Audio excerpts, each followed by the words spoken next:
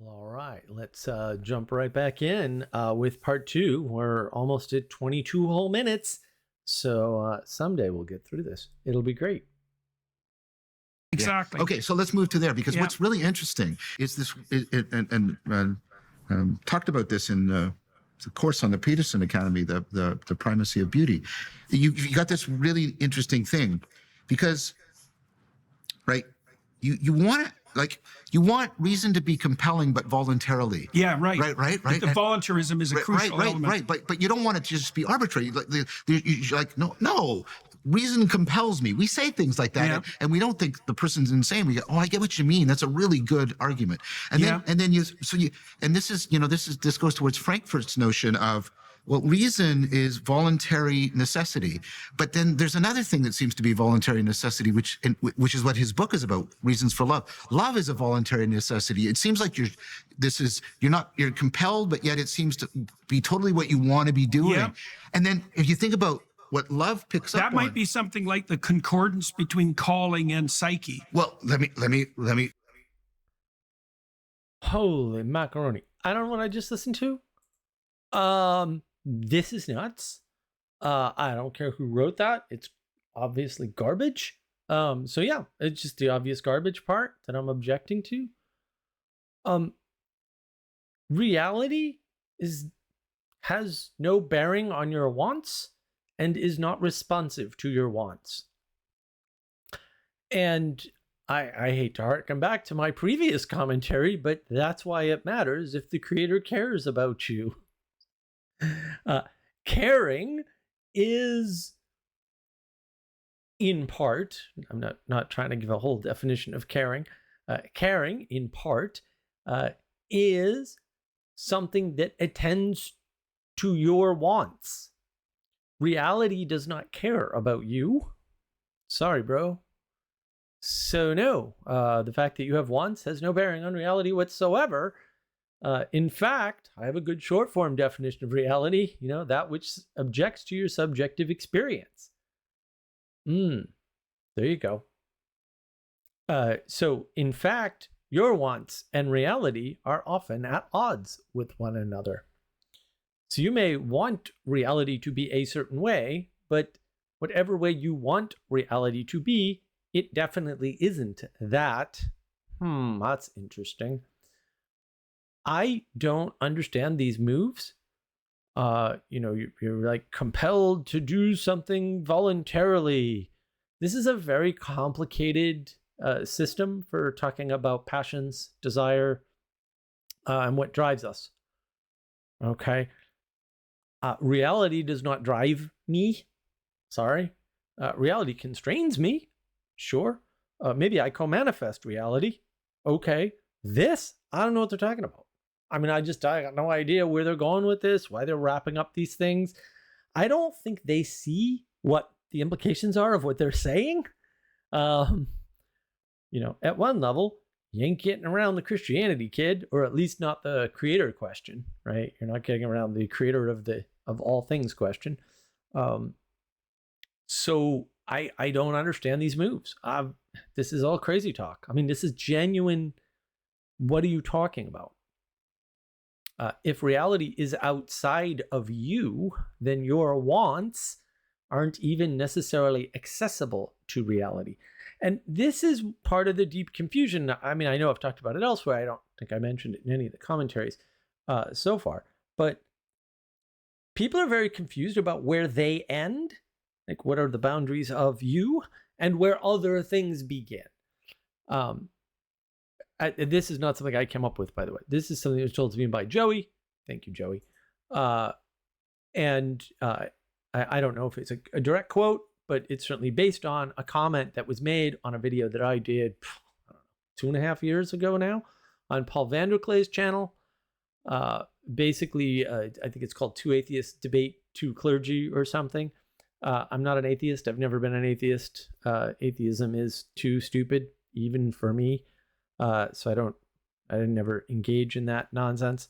I have told people repeatedly, please do not refer to me as an atheist. That is very annoying. They're all bad people for some reason, and I don't think that's a coincidence, but hey, what do I know?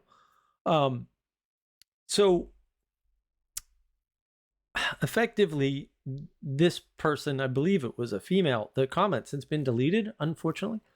But she was saying, yeah, I work with people in a therapeutic context, and this is the biggest problem that I run into. They don't know where their boundaries are. They don't know where they end and other things begin.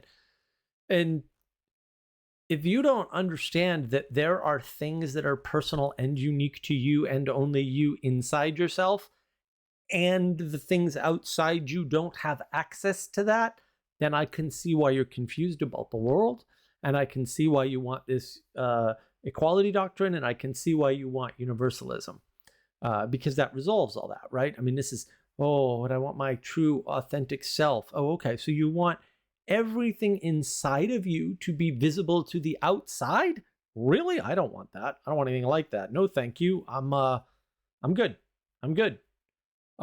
This is dangerous. Now, it's fair to say, but Mark, they're not saying things like that. They are. The line of reasoning they're using has to end there. Not can, has to. Bold claim, perhaps, but like, look, you don't believe me? Well, I'll do it for you live on a live stream. I'll take you right down the chain of logic, reason, rationality into the implications of this. It clearly, Peterson and Vervaeke do not see that that's where it ends. I get that. They both, I mean, everyone's got their limits, man. Like, fair enough. But they both seem to be talking in that way. Again, reality has no access to your wants. That doesn't even make any sense that it would. It may be shaped by your wants when those wants are turned into actions, commensurate actions. That's a different issue. It doesn't have access to your wants. If it did, it wouldn't know what to do with them, because it's reality. It's not another person that can communicate with you. So oddly, you can see the tiebacks between this conversation and the confusion of the last conversation that I did commentary on, the Jonathan Peugeot, Jordan Hall, Why Christianity conversation they did with John Vervaeke.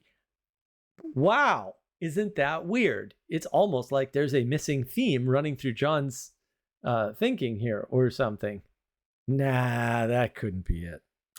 Let me pick up on that, because think about what love is often. This is a Platonic argument. Love is often a response to beauty, and beauty has that same thing. It's kind of like it calls you. It's this voluntary necessity. You're struck by beauty. You're compelled, but you don't feel forced. It's like, right? And so you've got this interlocking between reason and love and beauty, which so I think. I wonder if.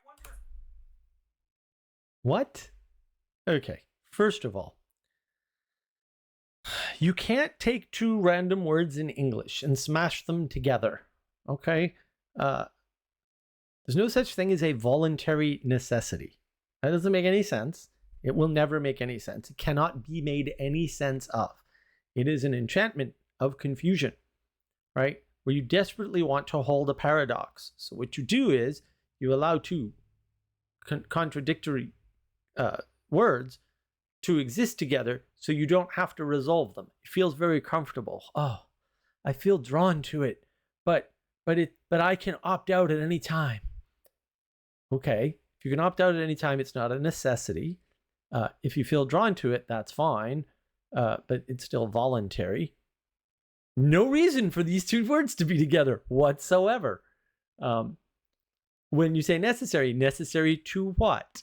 The word necessary by itself has no possible conveyance of meaning, information, data, or signal. Like, yes, necessary. Light, necessary. Maybe? Light's not necessary for everything. I mean, we have darkness, so that can't be true. Yeah, I don't know, man. Like, why are we throwing around this word without enough context to understand it? Another trick that John definitely did there was I hate to pick on John, but also, what are you doing? He tied it with reason. Like, okay, so you said love. Geez, John, in Awakening from the Meaning Crisis, you didn't like that word. You kept saying we equivocate on love. What is love? Love. Let's get a whole spiel on love and how we equivocate on it. And here he is, just throwing it out there, like everybody knows what he's talking about. And I don't know. I don't know. I mean, this isn't about faith. Like, there's a change here for sure. There's many changes. There's a change here for sure from the Awakening from the Meaning Crisis series, and some of his excellent work there. There's a little bit of backtracking going on. We can't go back, John, huh? Well, you did. That's for sure. This linking this love is attracted to beauty? What? That's not how love works. Love isn't a person that can have attraction. So you'll notice there's a lot of anthropomorphizing going on here, right? But then when we'll say a valid anthropomorphization happens, right, with God, why does God need to be a person like extra person thingy that cares about you? Total rejection. Okay? How would I describe this? The inevitability of having to relate to a person or a superset of person. I hate talking like this, guys, but also trying to keep it secular here. And secular language is very flat and just sucks. And that's why these guys are struggling, right? They have a poor vocabulary, and it's not because they have a poor access to words. It's because they have poor access to concepts, right? And so they're stuck with bad words, basically, because the concepts that are really deep and important and multi-aspectual are not available to them. They filled their brain with basically intellectual junk food, and then there's no room for the deep religious concepts that you need to have in order to have proper quality relationship intimacy in the world. So proper intimacy is not available. And you can kind of see it here. They're sitting apart from one another. There's a table between them. You know, they're sort of leaning forward, right? Look, I'm a guy. Yes. But neither of them look particularly masculine, which is, kind of a problem for me, actually. It's like, man up. There's a lot of propositional intellectual agreement, but there's not a lot of quality relationship happening. That's the issue here.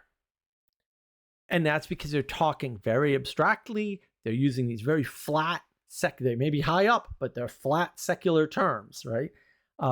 They're not defining their terms. There's a lot of smile and nod.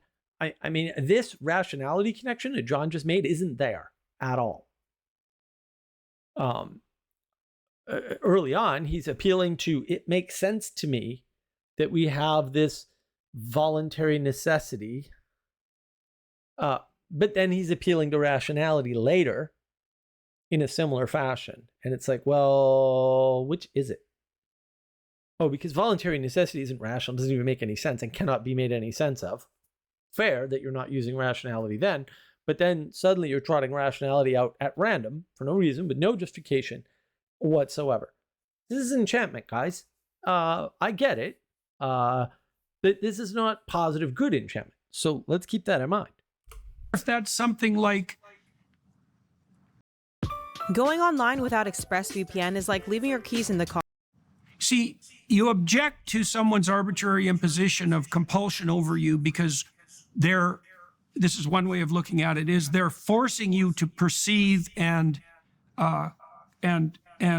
communicate and to act in a manner that isn't in keeping with the structure of your values, right? So it strikes you as counterproductive with regards to your own aims, let's say, and that produces a...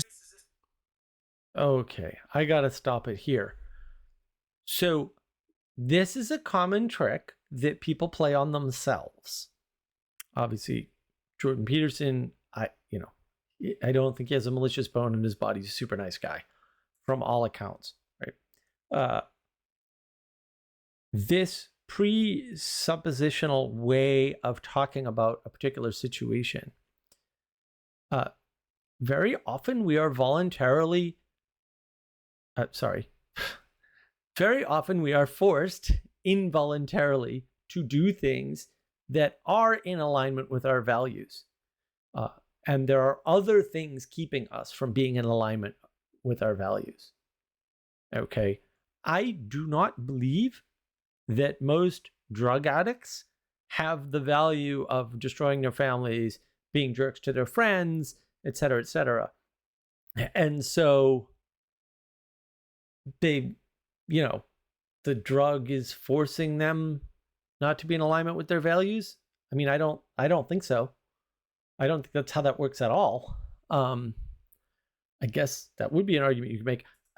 There are lots of things we do voluntarily that are not alignment with our values. And there are lots of things we do by force that are to align us with our values. And we have to be, because we have passions and they run away with us, right?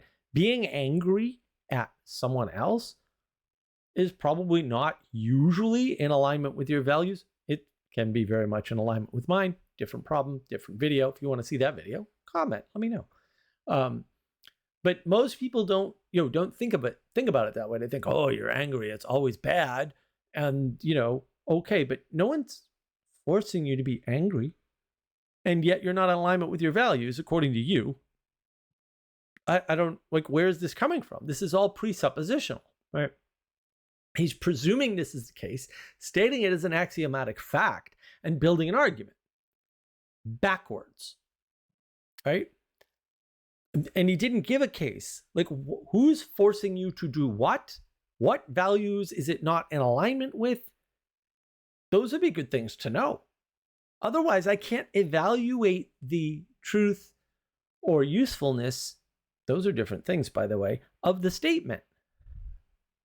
So he's made a very abstract statement, and I can't evaluate it because there's just not enough detail here, except to say, he's making these universalist absolute claims that are absolutely false. No, sometimes we need to be forced to do the right thing. That happens all the time, actually. That's part of formation when you're a child. It happens to children constantly. And look, I think I've mentioned this before. Let me be extremely clear. If your philosophy doesn't account for children, you don't have a philosophy. You have an ideology. You have to account for children, because children are the less well-formed, less well-behaved, less disciplined, and less rational versions of ourselves that we used to be, by the way. Not like childhood doesn't happen to me. Yes, it does. So this idea doesn't work with children. It doesn't even work with adults, as I've already outlined. It doesn't work with children. I don't know, man. I don't think it's true. I don't think it's true. A sense of disharmony and rebellion. It could be that the reason that beauty and love can be compelling without being powerful in that compulsion way is that they speak to something like an emergent harmony of value that's part and parcel, you might say, of the soul. So beauty could compel you forward in part because it might be that if you integrated your values properly, you would be naturally oriented in consequence of the makeup of your soul towards those things that beauty and love are pointing to. Right. That, as you may have noticed from my reactions, was really hard to follow. But that is an emergence is good argument. Feel free to replay that second section of what Jordan was saying there. That's an emergence is good argument, right? There's no need for anybody to do anything, because it could be something like, we'll just throw out the word soul is called in alignment and therefore. Okay. What's missing from all of that? Well, what's missing is any kind of concrete example. That's the first hint that there's something drastically wrong here. If you don't have any kind of concrete example, what are you talking about? Because I actually don't know. I don't know what you're saying. Second of all, there seem to be a bunch of forces moving. I mean, compelled to, okay. What's doing the compelling, please? Just you, what part of you? Is that like something you can rely on? Is it consistent? Does it always go to the right place? Or do you just shoot up heroin all day, buddy? Because that happens. Like, I don't understand. Like, when you drag things down like this into the individual, right? They're both individualists. They're both talking about one person and everything connecting from that one person out to the world. That's what Jordan's describing. And it's as if other persons don't exist. It's as if nature doesn't exist. And it's as if the things that move us don't exist. Because some of the things that move us, I might argue all of them, are outside of us. Oops. So what are we talking about when it's me, as it was for a time in, I believe it was part 4 of the last commentary I did. There's a lot of me going on here. There's a lot of, what if the thing that calls us, and he's, each individual person is the way he's using us here, aligns with beauty, blah, right? And again, back to the single transcendental problem. Okay, there are 3 for a reason. You can't pick one, and you can't pick 2. You can have all 3 at once. Sorry, bro. And how are we measuring this? The big problem is this is all a completely relativistic argument. What if this thing were possible and things just magically aligned for no apparent reason? Then you'd be living in a fantasy world? I don't know. Like, what would that mean? Would it mean that you were dreaming and you're about to wake up? Probably. It wouldn't mean anything that's being implied in this discussion that's relevant to being an alive, awake adult human. That's for sure. Good to know. Good to know. But you see the enchantment at work here, right? What if this very specific, unspecified scenario, right? I mean, I say specific because it's a very specific chain of events with no room to move. It's very discrete. It's what if A and B, and what if the A and the B led to C? What if the C led to D through our, D is the soul, and then they all got together, right? And then we're in alignment with nature and the universe magically. Well, I don't know what if. Like I said, I'd be expecting to wake up from my fever dream at that point. For real. So what good is this talk? It sounds good. It feels good for us. It's probably novel because it's got this novel approach to the usage of the terminology for sure. But he didn't say anything, right? It's like, Mark, words, and I understood the words. Yeah, your understanding of the words, his understanding of the words, John's understanding of the words, my understanding of the words, and everybody else's understanding of the words are actually different though.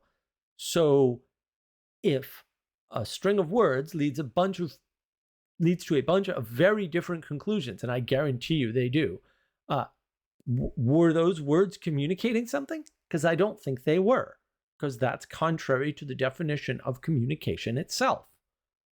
Good to know. These are the sorts of things you have to watch out for. And if you can't, stay away from these guys.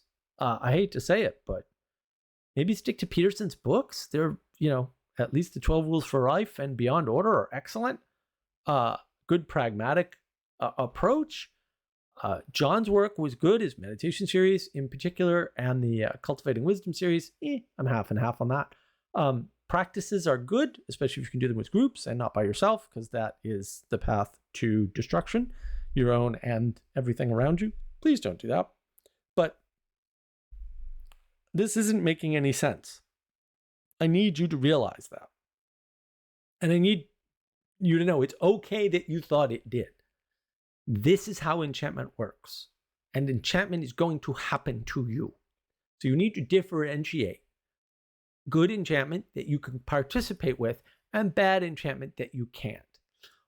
Good enchantment that you can't also need to know that. It's very easy to stare at pretty paintings in a museum all day. It's easy. And then your whole life wastes away. I've seen that happen to people. It's sad. Painting's not bad. The museum's not necessarily bad, although we could do a video on how museums are evil. If you want me to do that, let me know in the comments. I don't want to do that video, but I would. You have to be able to differentiate things you can participate in versus things you can't. So you don't get caught up in a foreign war thousands of miles away from your country that's never going to affect you. Or if it does, when it affects you, it affects you. And before that, you can't change it. What are you doing?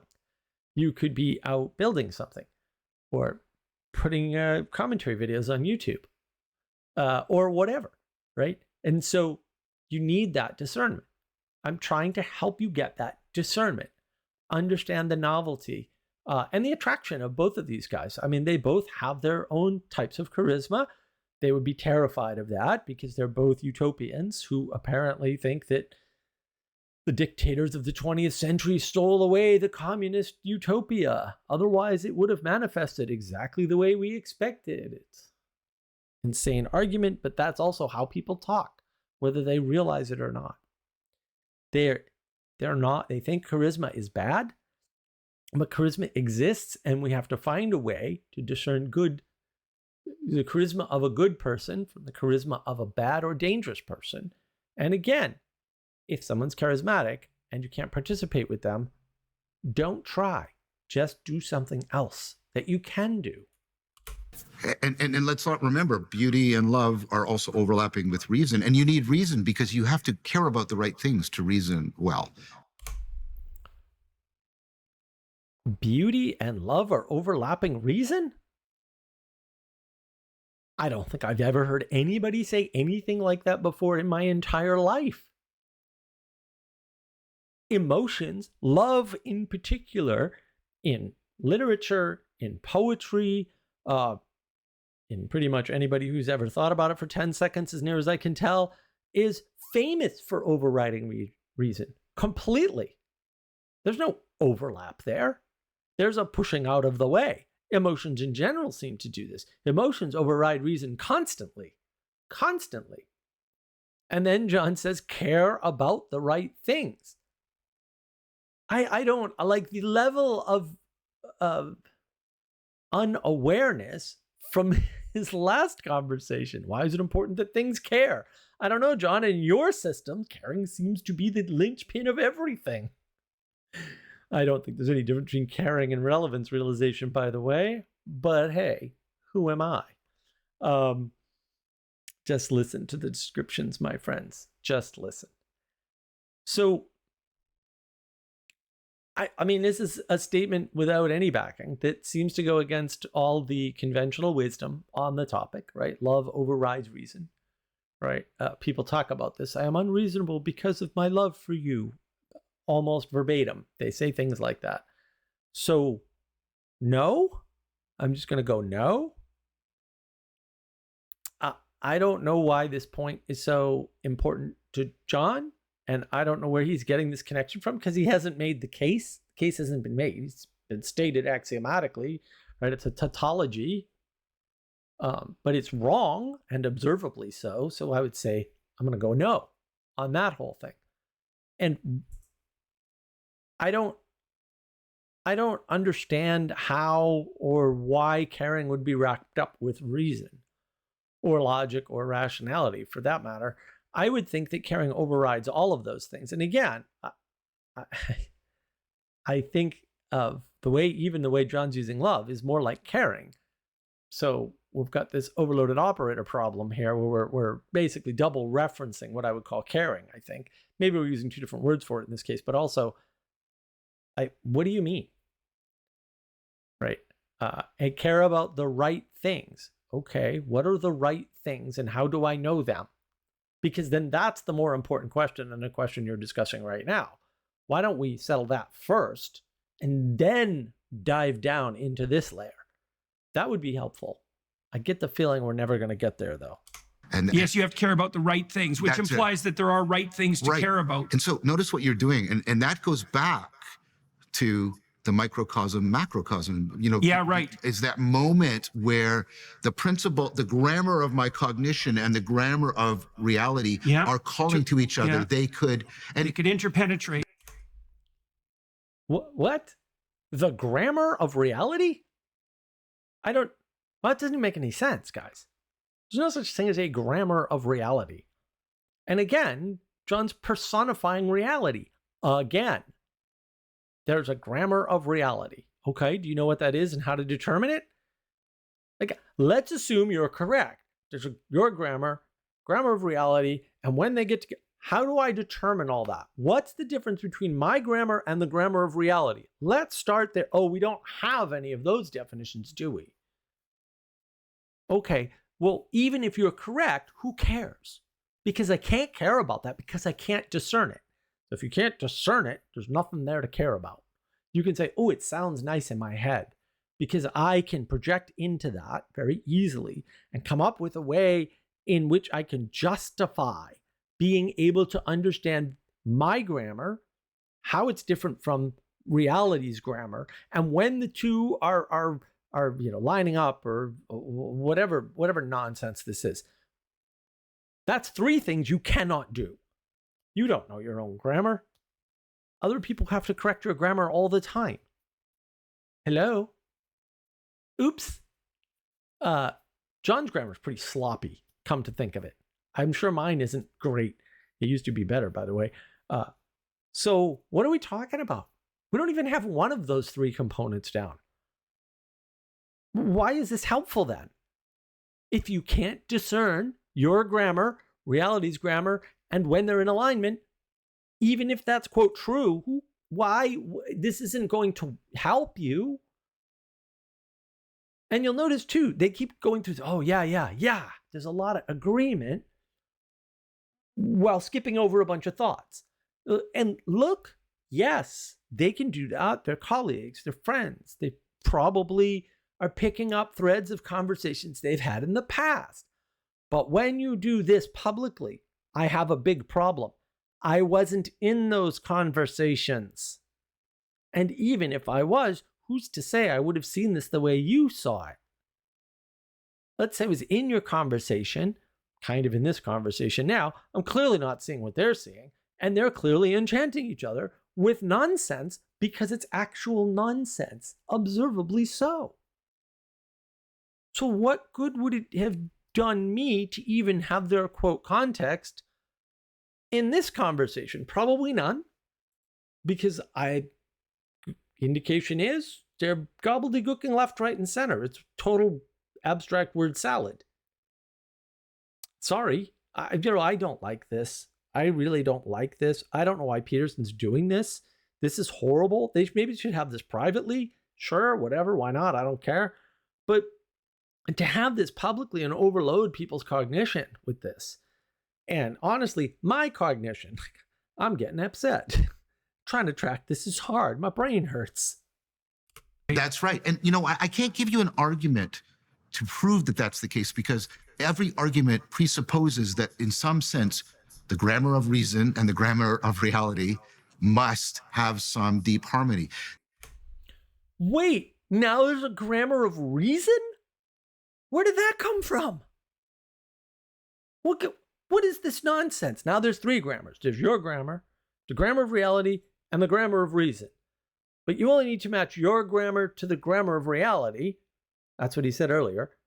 Well, wait a minute. Where's the grammar of reason coming into this? And how does reason have a grammar? I don't. And again, there's more. Right. You're picking up on the emotional cues. You have to. It's almost everybody has to, right? Whatever. You're picking up on these emotional cues. Fair enough, right? Right. I agree, John. Yes, I see what you see. Do you? John's not making any sense. I can't make an argument for it. You just spent a bunch of minutes making an argument for it, dude. And now you're telling me you can't? But you just did argue the point. And look, if you can't make an argument for it, that's fine. Why'd you bring it up? Like, what are we doing? You're here not making arguments? You're here to state tautologies? You're here to lay down a bunch of axioms that you can't justify, that you know you can't justify through argumentation, which I would argue is logic, reason, and rationality? What are we doing then? It's not a conversation at that point. I mean, clearly they're talking and they're friends. Like, I get that part. But what are we talking about if we're not making an argument? I mean, is it gossip at that point? Are we laying out agreement for a new textbook? A user's manual? Like, what's going on here? I don't know how to classify what's going on here at this point. And maybe it has been going on since the beginning, to be fair.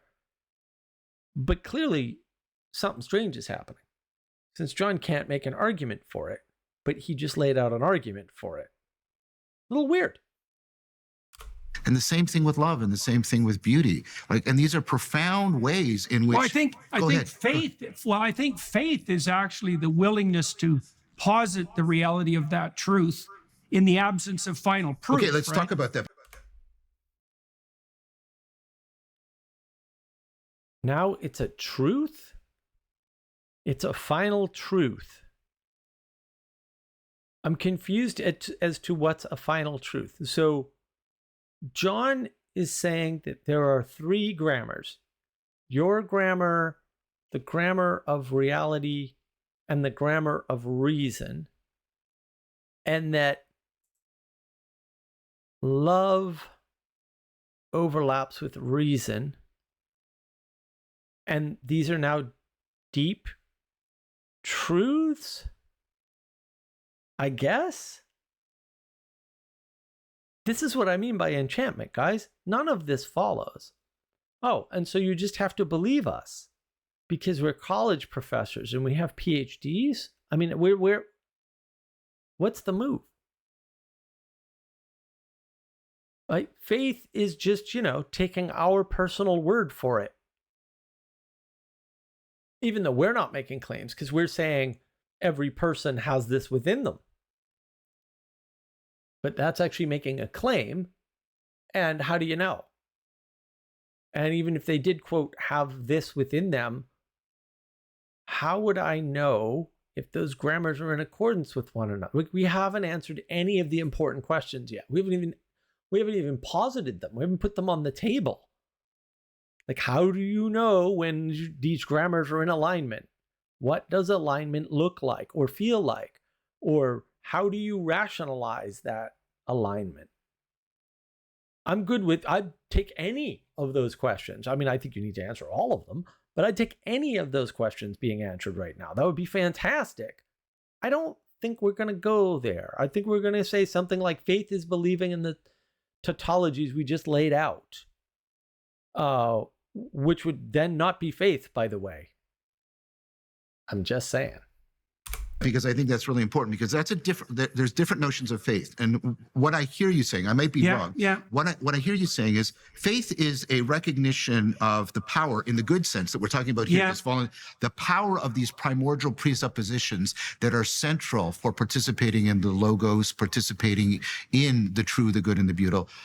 And that's a different notion of faith than the assertion of belief without evidence. Yes, very. What? Okay. First of all, John just laid out a bunch of things without evidence. I'm just saying that happened. And then he said, belief in these things is a different type of faith than belief in assertions without evidence. You didn't lay out any evidence, dude. So I don't know what you're talking about, because that didn't happen. There's no differentiation between, we'll say, faith definition number 1 and faith definition number 2. They are identical in all ways. Now, I have to contextualize some things for you at this point. One of John's projects, in case you don't know, is the religion that is not a religion. He finds this pun very funny, by the way. I never did. I fail to see why talking that way is helpful. I understand the attraction. I was also at the GNU Software Labs where they played that silly game all the time with everything in computers. I was kind of a fan, sort of at first, until it got real boring real fast. The argument John just laid out is you should believe my primordial presuppositions, whatever those are supposed to be. See my last commentary, part 1, where I basically go off on that, because the level of crazy to use that terminology, especially when you've used axiom earlier. What are you doing? Why are you doing this? What's going on? You okay, bro? You're not okay. I'm just saying. It's a problem here. But what he's effectively laid out is, well, don't believe those religious faith statements without evidence. Believe my statements without evidence, because it's a different kind of faith, because it's based on evidence. He doesn't say that directly. He implies it. Another enchantment trick. He didn't say that, but it's implied. And he didn't provide evidence, but it's implied that he did. And his definition of faith wasn't different from the other definition of faith at all, but he thinks it is. And he's pawning it off that way on the audience. Well, what's going on? Very much so. Well, this is something that we concentrated quite a bit on in the gospel seminar, because, well, this is actually a problem that I have with the Christian, the classic, what would you say? The standard Christian community. Well, now, because the Christians are all annoyed at me because I haven't proclaimed my faith in the propositional manner that many people who've adopted a creed would require. And so they're upset about that and on my case. And I find it quite distasteful in some ways. There's an invitational element, but there's a compulsion element. And the compulsion element is, first of all, the insistence that the faith that's necessary to define something like Christianity is actually propositional. Now, it should be the case that your propositional content is in alignment with your existential commitments. But for me, the fundamental move of faith is an existential move. And the danger in the propositional, this is the Pharisaic danger, as far as I'm concerned, is that you substitute the propositional for the existential. Totally. Wow, that was a lot. So let me just straighten a few things up here. I don't know what definition these gentlemen think propositions have. Propositions are expressions in language. The last I checked, we can't really get around using language or languages. Now, I'm not saying all language is spoken, because I don't believe that. I don't believe the most important language is spoken. I think spoken language is a flat version of communication that actually kind of sucks, mainly because of problems like this.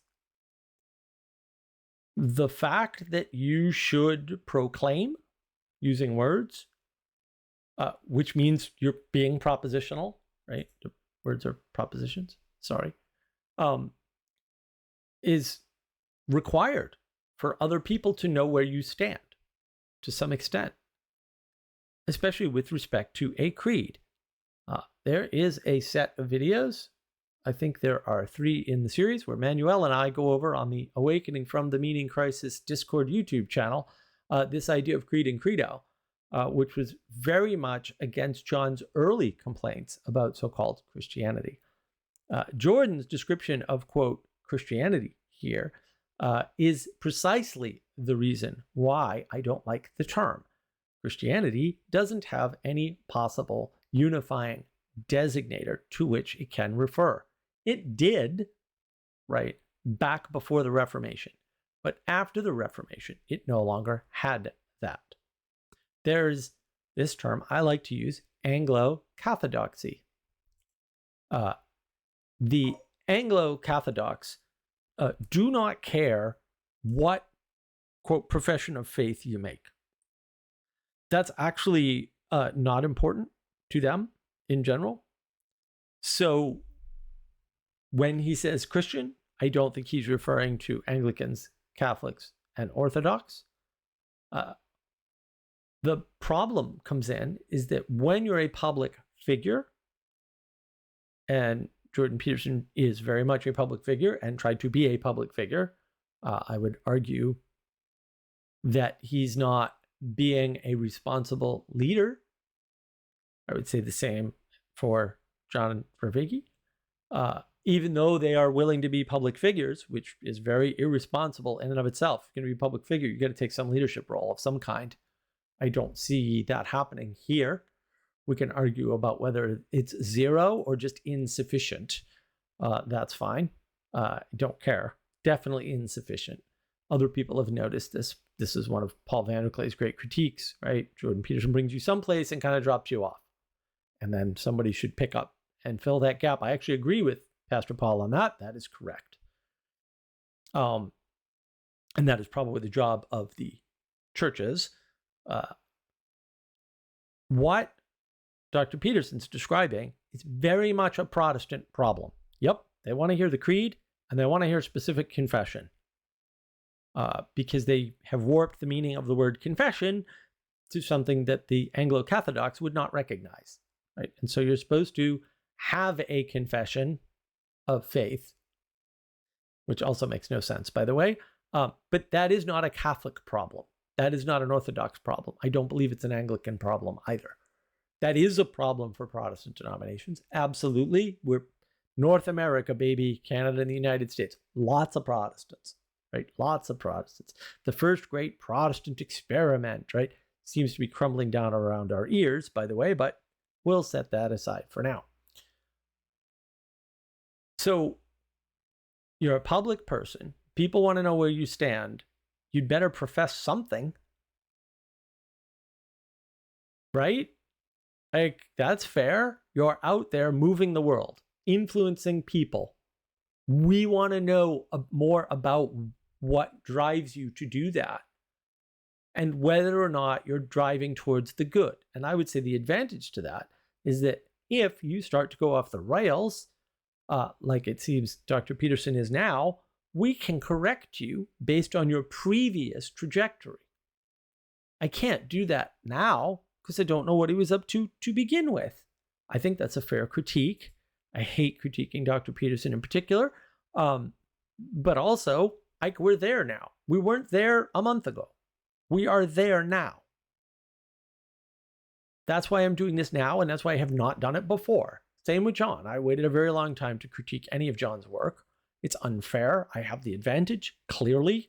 Like, he already did all the work and then presented it. I didn't see all the mistakes. I didn't go through all that work. Right? Same here. Like, Jordan Peterson's got this huge book that he wrote.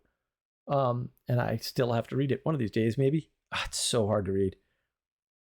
I have the upper hand in some small sense. And maybe it's not a small sense, but maybe it is. And maybe it's very limited and specific. Sure, probably. Who cares? Right? But I have the upper hand. This is a change in a level of understanding. If you look at the maps of meaning courses, you will see Dr. Peterson talks about there's a star. You move towards the star.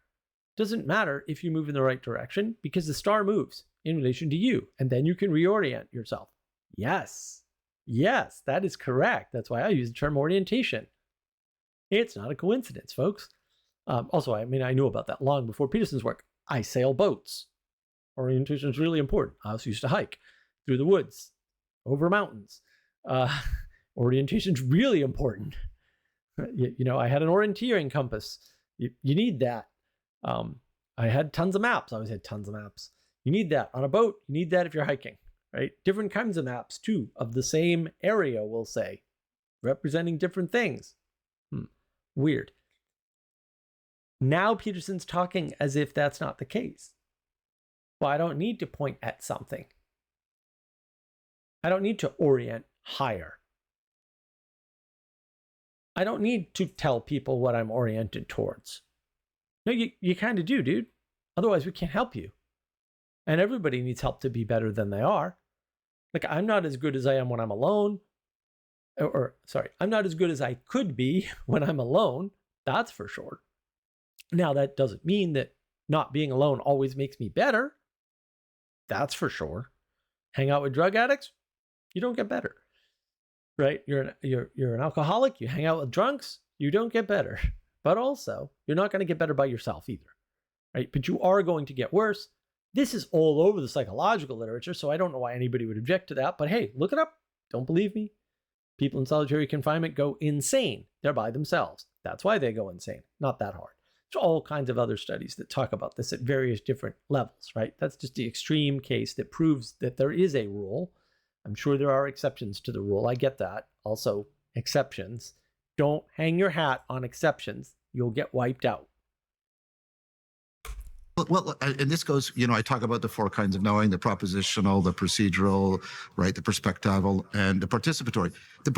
Look, when you think about the two levels of you've gone from being a model to perhaps having a representation of it, and then trying to capture that model in a set of propositions. You're now two steps removed from the actual knowing that is you being the microcosmic model of the macrocosm. That's participatory knowing. That's the knowing that makes all the other knowings possible. And you can't. Would that be?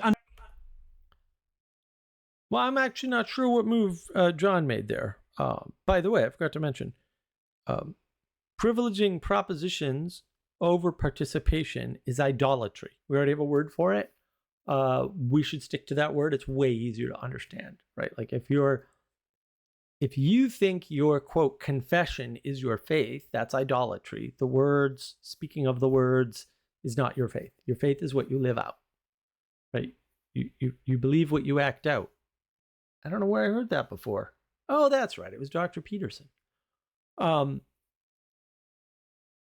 John's taken it as an axiomatic first principle assumption here that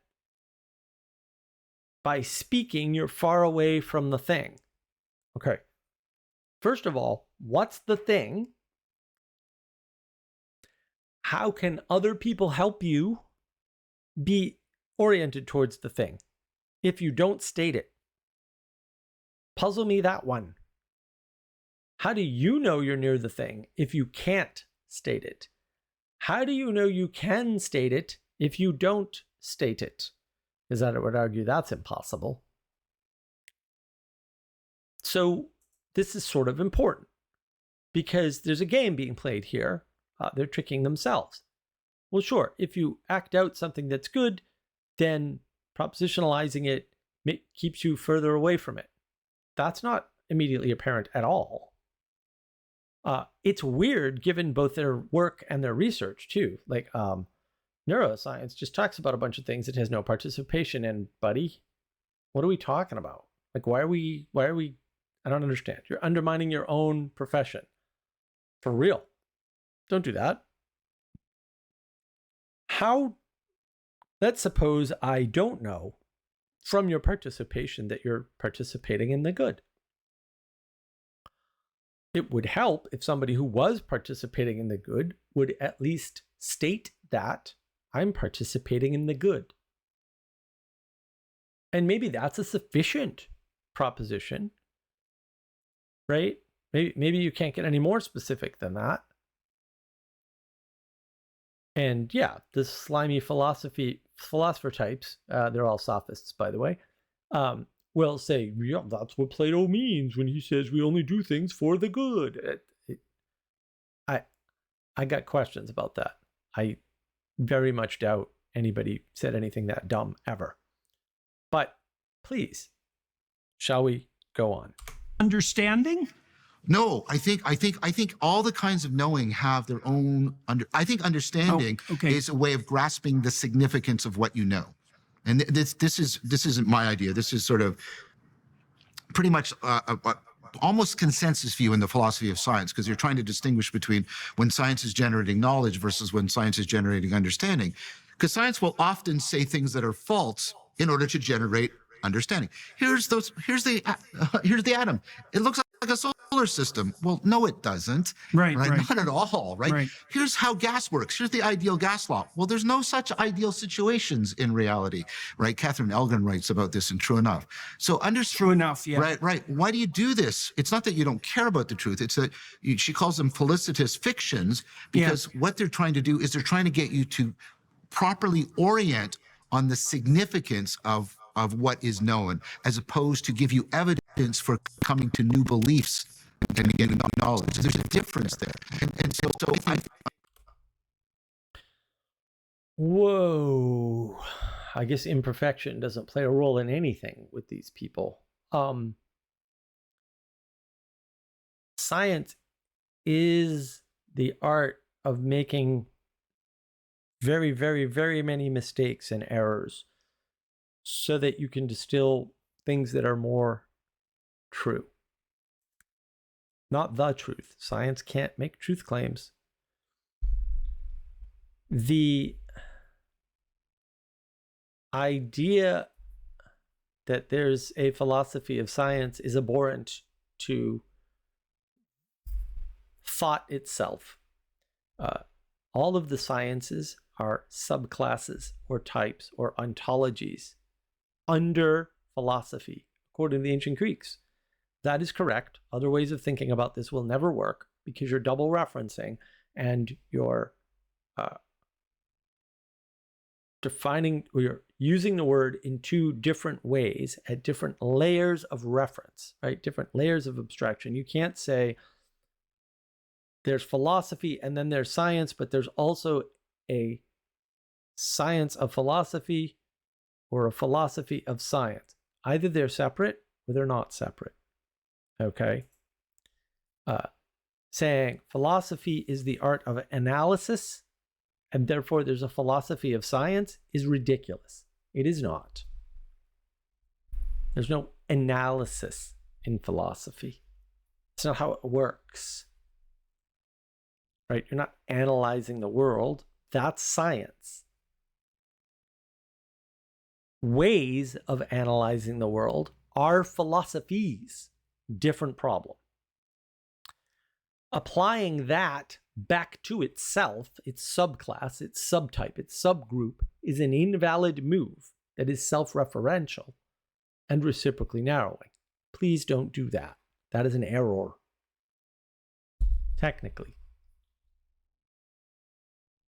This idea that somehow you have a lie, by what standard is Rutherford's model of the atom a lie? It's not a solar system. Oh, okay. How does it differ from a solar system exactly? Other than size, obviously. Oh, that very much depends if you're sticking with classical or quantum mechanics. Oh, but you could apply quantum mechanics to an unobserved solar system. Oh, what does that mean? Interesting. I bet you never thought of that, but it's been done. Oops. A lot of these times when they're using these high-powered telescopes to search for signs of life, binary star systems, pulsars, they're actually using statistical models, which are the same models they use in quantum physics to figure out where particles are, which is contrasted to classical physics, where you're backed up by observation. Oops. Undifferentiable. So the idea that we can have a useful interaction with things that are uncertain, or we'll say imprecise and inaccurate, is not new, novel, or interesting. That is more along the lines of what ancient Greek philosophy is. There are certain things we can't know with precision, like justice. We can't know it with accuracy. But we must act it out. And why can't we know it with accuracy? Because justice is bigger than us, and we don't have measuring tools for justice. Oops. That's why we need philosophy, right? To help us appreciate the level of uncertainty about things that are much larger than us. We are not the world. We are in the world. Those are very, very different things. And you should know where you end and other things begin. Understanding. And I get the illusion, faith-seeking understanding. I understand, but I think that they're a little bit different. I think you have these primordial propositions that are your primordial participation that make your cognitive agency possible, right? And what? Primordial? What's with the word, John? This is what evolutionary theorists talk about to discuss the beginnings of life. So you have primordial participation? What would that look like? You have primordial propositions? Where did they come from? How did they get there? What conveyed them to you or me or anyone else? That's not a starting point. How do you know they're primordial? What is a primordial participation? We're way out there now. And then you I don't know what you properly orient and identify with them. And when you understand that, it's to step back and let them see how those primordial propositions are playing out. What's the significance landscape they're creating for you? That's what I think it means when you... Well, that's... Significance landscape? We were at salience landscape before, John. You lost me. When did we switch to significance landscape?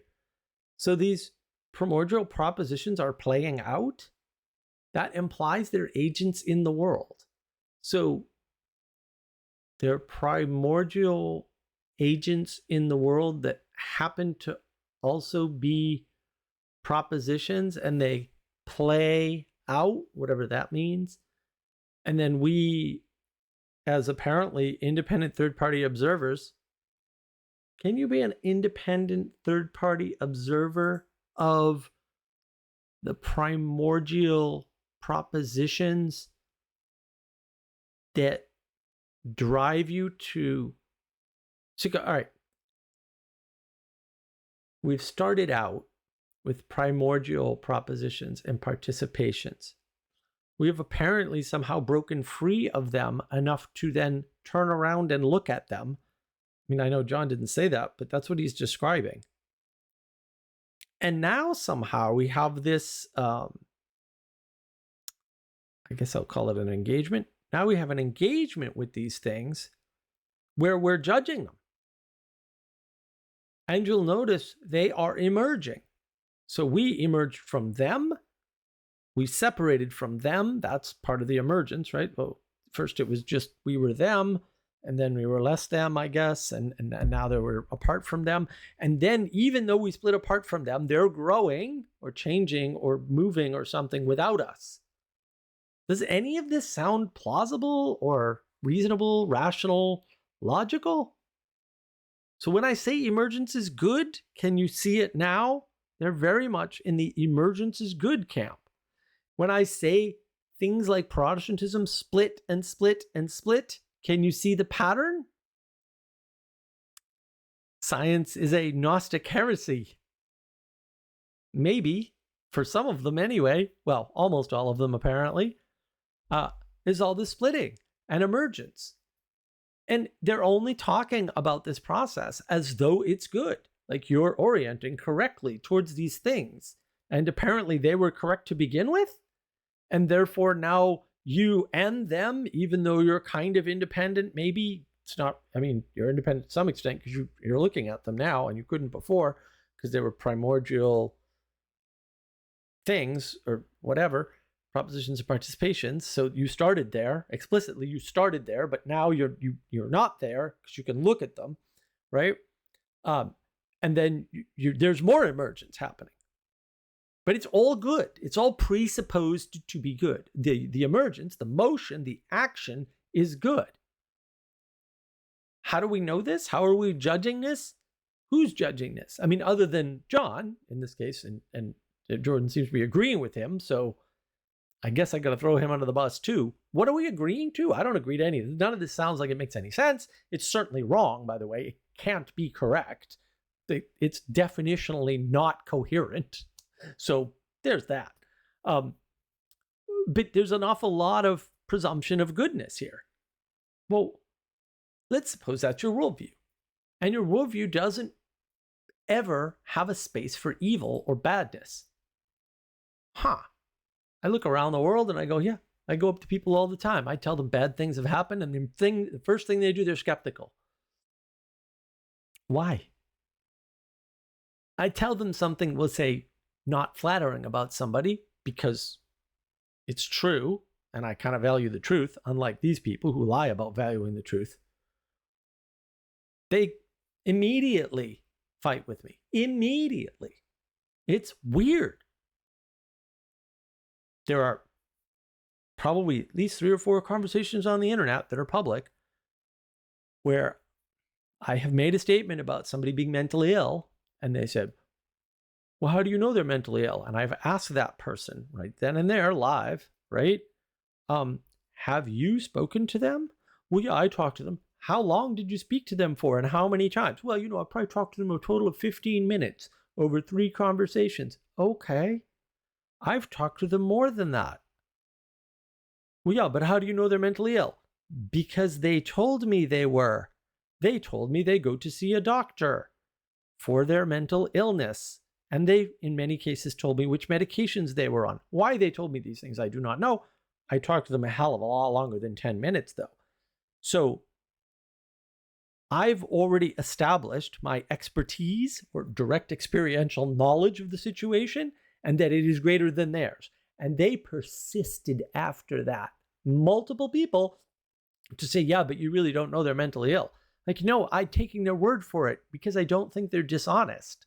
But you do because you're not taking their word for it. You're preferring your own version of reality where nothing bad exists.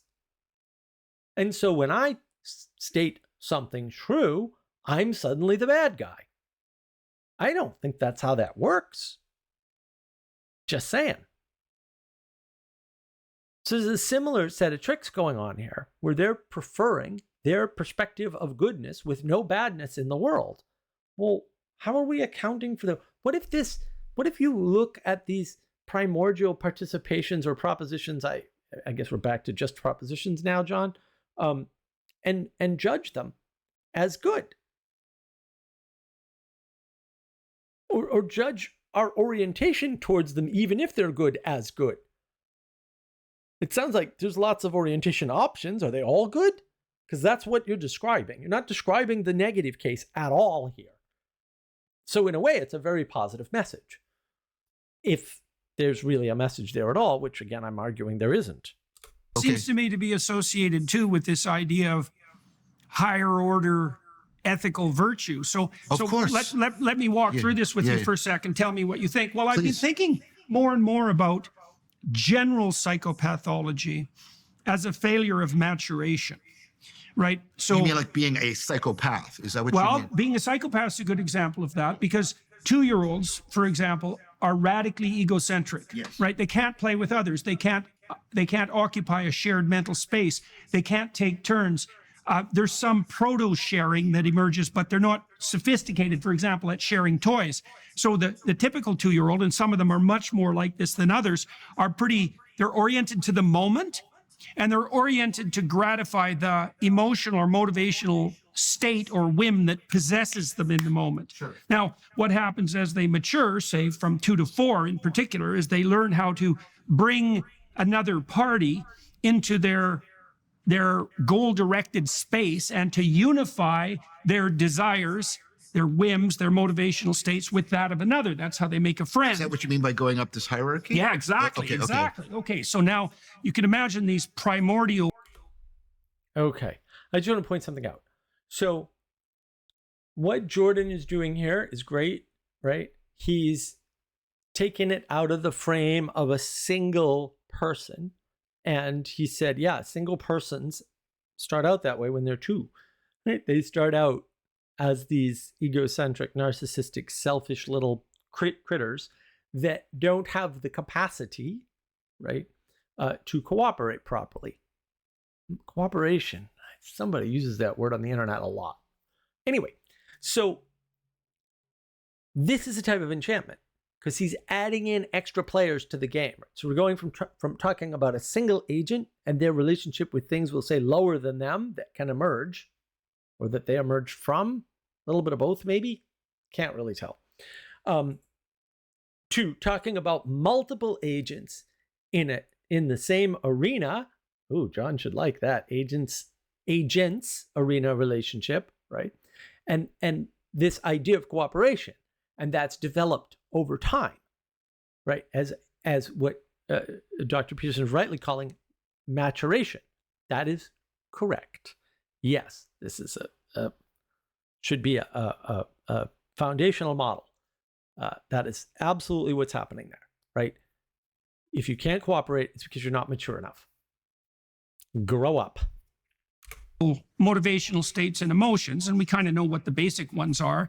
They're all pointers, fractionated pointers in an upward direction, but the upward direction actually emerges as a consequence of their interactions across time, but not only across time in a social space. And they weave themselves together. And this would be something like Jacob's ladder from the bottom up. They weave themselves together. So more and more things are taken into account simultaneously. And I think that parallels cortical maturation in a society, let's say, that properly socializes children. I don't think there's anything arbitrary about it. I mean, you and All right, I got to stop there. Let's suppose that you live in flatland. So you live on the surface of a piece of paper. This isn't actually paper, but it's close enough. And let's just pretend it's perfectly flat, even though it's kind of bumpy. Okay? If you're stuck here or here or here or here or here, and you're witnessing something that comes from above and draws things towards it, you see that as emergence. That's what you see. You don't have another way to describe it. When I talk about the flat world, that's what I'm talking about. This is a flat world description, and that's why emergence has to be good, because all the goodness comes from emergence. You'll notice another trick is going on here. It's assumed that all of this is good, and that what you get out of it is good. I'm here to tell you today, there are many children who had the interactions that Dr. Peterson is describing, and who are mean sons of bitches. They don't cooperate. They do it deliberately. They're narcissistic or psychopathic, even though in all other ways they have matured. And it's not that they don't know how to cooperate. They will cooperate until they feel like they don't need to anymore. And then they move. Right? They take what they want from whomever they can, and then they take off. A lot of people learn that method. So Dr. Peterson is talking about this like, well, this is how it happens, and it has a good outcome because it goes up. Yeah, but it may not go up far enough. And what if it's not going up?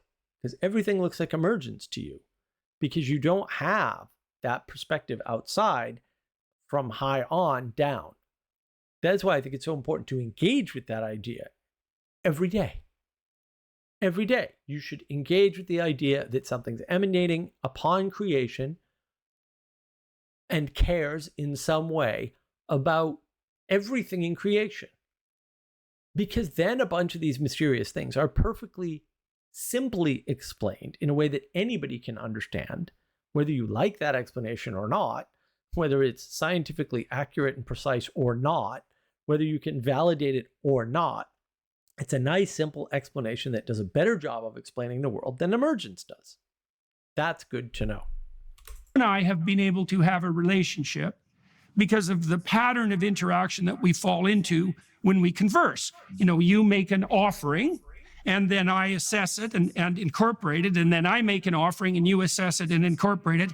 And we're able to do that in a way that jointly gratifies our desire to explore and integrate, right? And that is a cognitive act and a embodied act, but it's also something that indicates our fundamental concordance with each other at a level that's more than merely personal, right? You're doing something. This is the dialogus that you referred to, right? I'm very happy that Dr. Peterson has such a rosy marriage, and I wish everybody did. I wish that what he described were an accurate and precise, consistent and reliable interaction in every marriage. Unfortunately, I know for a fact it's not.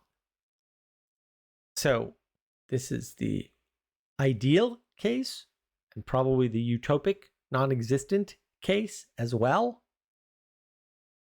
There's no negativity in here. There's no, oh, well, sometimes that doesn't work, or sometimes that works but leads to a bad outcome.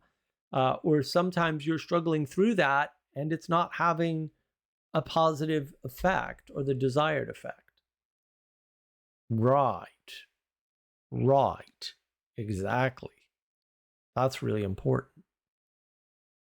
That's like fantastically important. So you notice the trick that's being played here. I'm not saying it's malicious or deliberate or even knowing, right? Conscious. It's all assumed good. There's no negative case to contrast. So you can't see what they're saying. You can hope for and fantasize about a positive outcome as the result of the mechanisms being outlined in a very clear, descriptive, procedural, linear, discrete fashion. But you can't validate any of this. And if you don't have it, what's wrong with you or what's wrong with the world? That's a valid question to ask at that point. That's why talking like this is dangerous. Making an offering that I'm accepting and vice versa, but we can do that in a manner that makes both of us want to continue the process. And that's definitional. That's not an arbitrary. That is not definitional. I have been in lots of conversations where I was like, this person is in bad faith and they don't want to do this. Okay? I often don't want to do things that I negotiate. I do them to cooperate, and I make what is best described as a sacrifice of maybe my comfort, maybe my time, energy, and attention, maybe my patience even, right? To do something because the other person wants that thing done. It is not reciprocal at all. They're getting the better end of the bargain. And by doing it for them, I'm making myself a better person. But A, not in the moment, and B, not in a way that I can see, and C, that's a matter of faith, because it's not happening right away. So this description is wrong. There's no other way to say it. That can happen, maybe, but you wouldn't know it. You won't be able to measure it in a moment, and you might not be able to measure it right after it happens either. This is fantasy. That's not an arbitrary definition of a moral interaction, right? It's very practical. It's like, well, and it's an optimistic viewpoint too, because then you could say that. I don't know what's practical about that.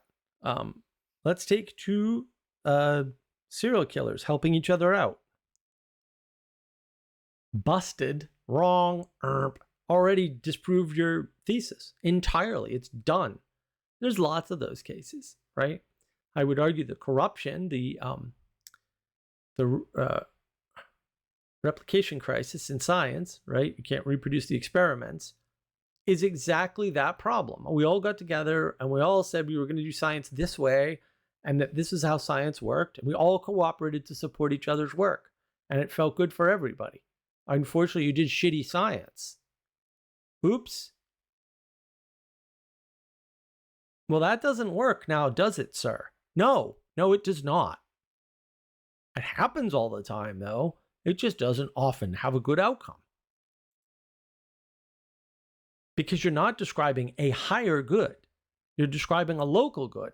This person's good and this person's good can both be served by cooperation. Yeah, maybe, sure, sometimes. Maybe you get off on using 5-cent Harvard words. To be fair, they're probably 50 cents now, inflation. With other people who use 50-cent Harvard words. Okay, fair. And that's good for both of you.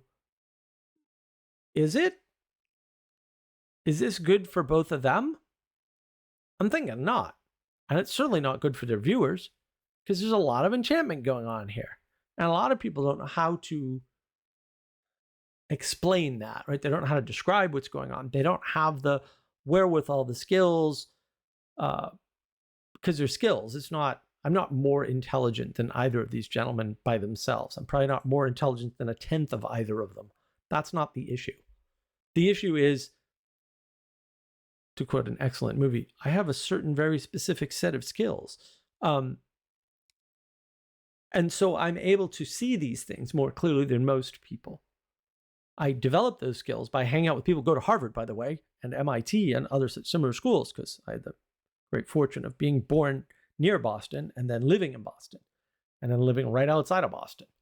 So I'm very familiar with these tactics and this way of speech, and I'm very familiar with watching two intellectuals get together, get on basically a drug high, talking to each other, and go their separate ways, thinking they've expanded the universe or understood something new or whatever, and actually they're more of a jerk now than they were when they started.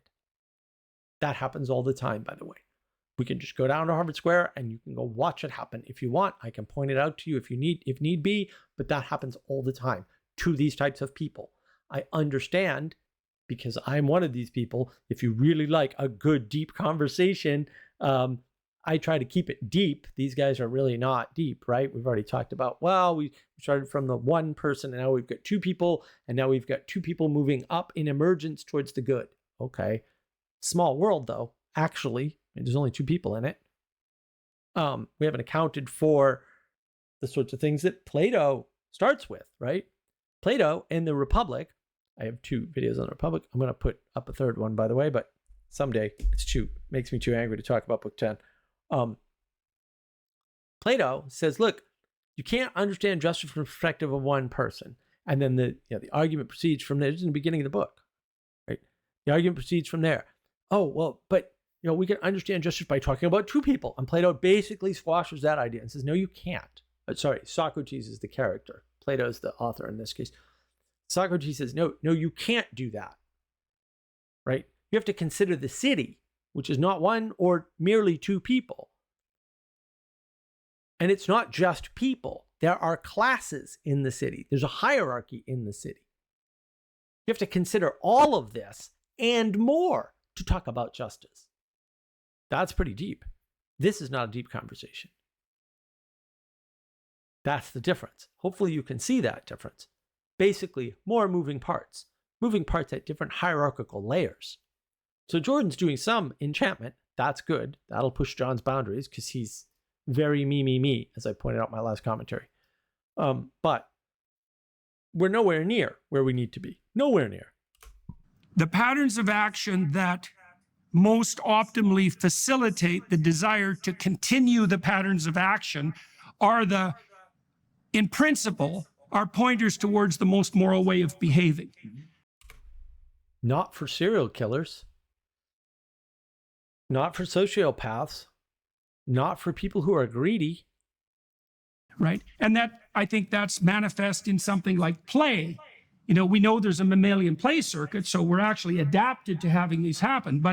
And it's a fragile motivational state because it can be disrupted by any other motivation or emotion. But play seems to be an indicator that harmony of emotion and motivation oriented towards the future and towards the maintenance of social interaction is in play at the moment.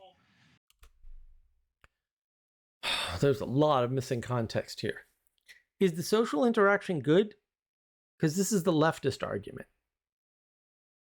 Oh, more immigration is good because there's more social interaction. Okay, that's actually what their argument boils down to, by the way. Diversity is strength because there's more social interaction. You need to learn to get along with these people. It's an automatic, axiomatic, presumed good. Except it's not. We know this, proven over and over again to be false. But that's effectively what Jordan's doing here. The fact that play can be disrupted by other emotional states is irrelevant. So can all the other emotional states. They all get overridden by mechanisms, which that would be interesting to talk about. They're not going there, though, I bet. That would be interesting to talk about. What overrides what in emotional state land? And why is that important or interesting? Because I find that fascinating. That would be fascinating exploration, especially for these two to do. That's worth taking really seriously. I have a feeling we're going to skip right over it. Play is about learning proper exploration of the world. While you're learning proper exploration of the world, because you can play by yourself, by the way,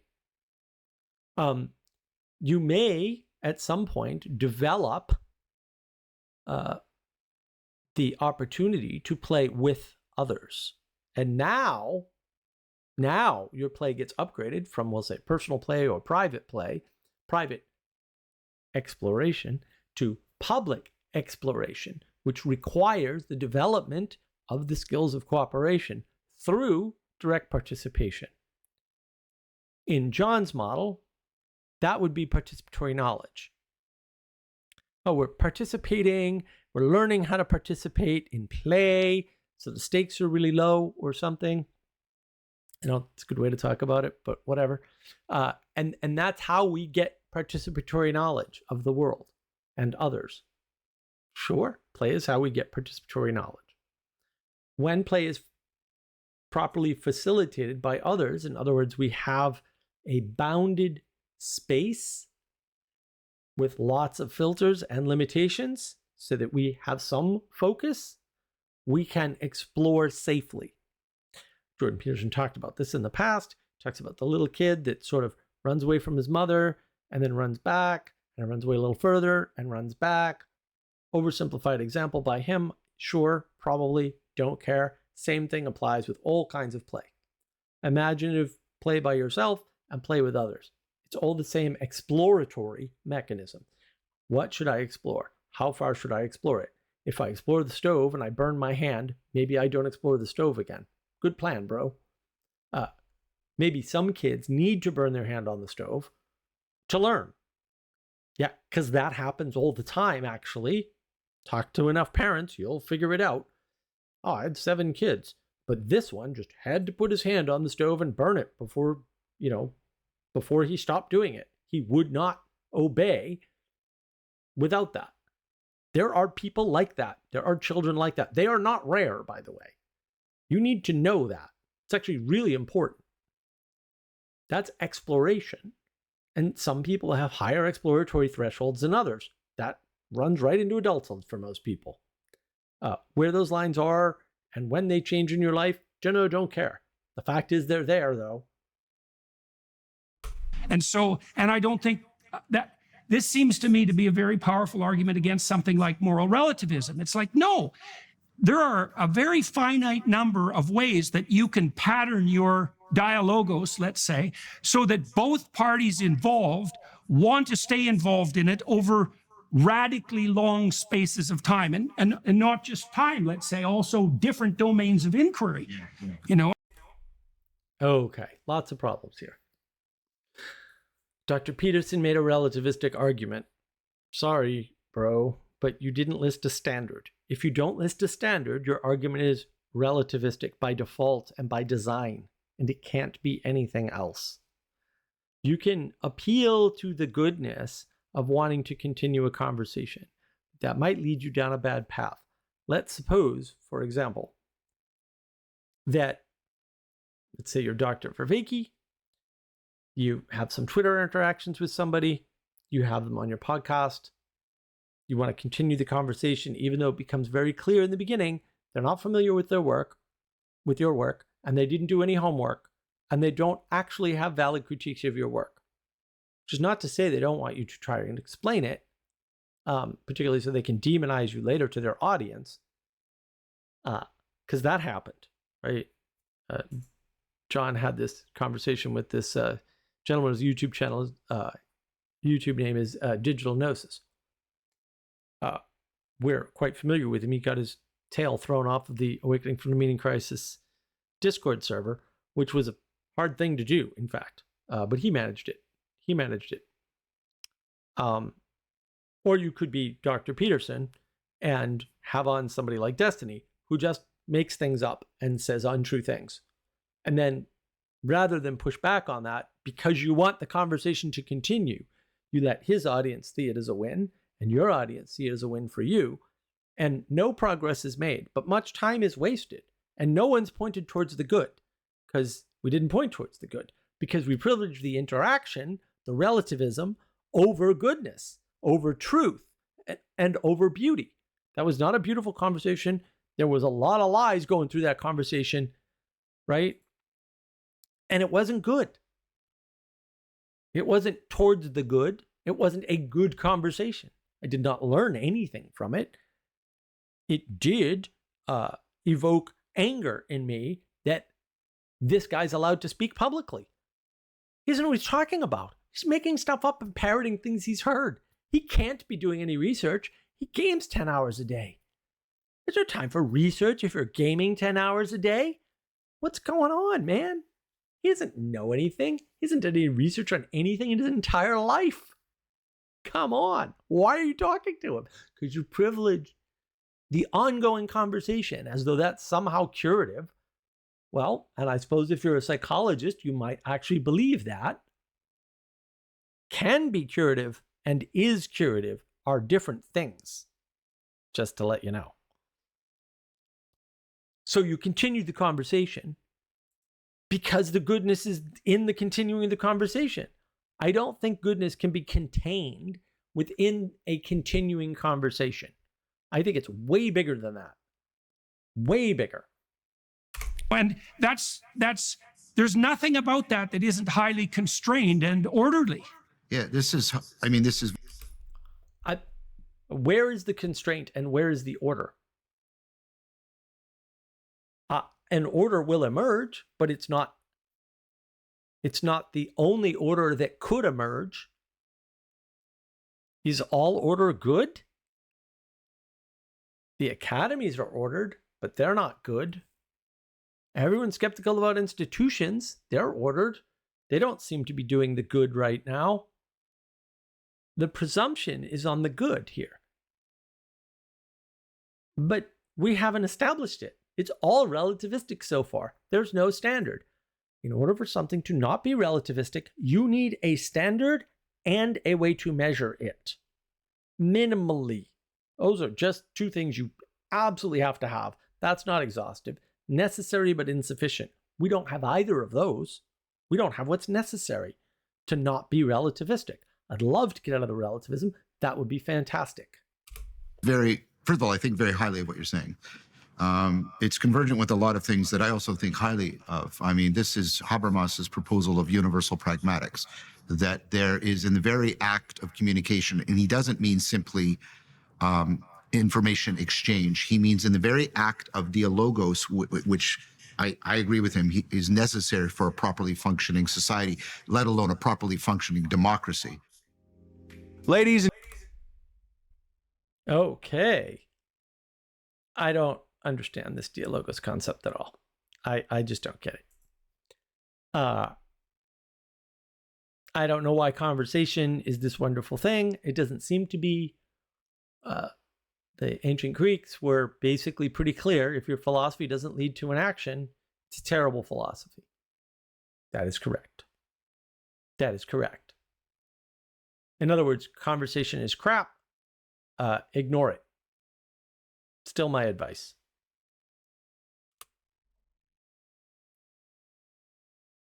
That there are pragmatic, in the linguistic sense of pragmatic, there are pragmatic constraints that are there that are constitutively necessary in order for the the dialogos that is person making and culture making and society making to be present, and there are universal principles. Now, the products. Okay. I don't disagree with the possibility that that is true, but you're going to have to tell me what the pragmatic constraints are and why they're pragmatic. You haven't done any of that. But in order to judge the veracity of your statement, I need that information. You can't just say it exists without evidence and say, and therefore. That's a tautology. Like a conversation, there are universal principles. That doesn't mean the products are universal. Right. No, the process. The process is like. What is the process of a conversation? I think I've already established this. These people throw around a word conversation and then say, well, proper conversation, dialogos. Okay, can we differentiate those two things? Conversation seems to entail a lot of different things for a lot of different people. So again, you're going to project into that because you can't not. You're trying to understand what these guys are saying. Fair enough.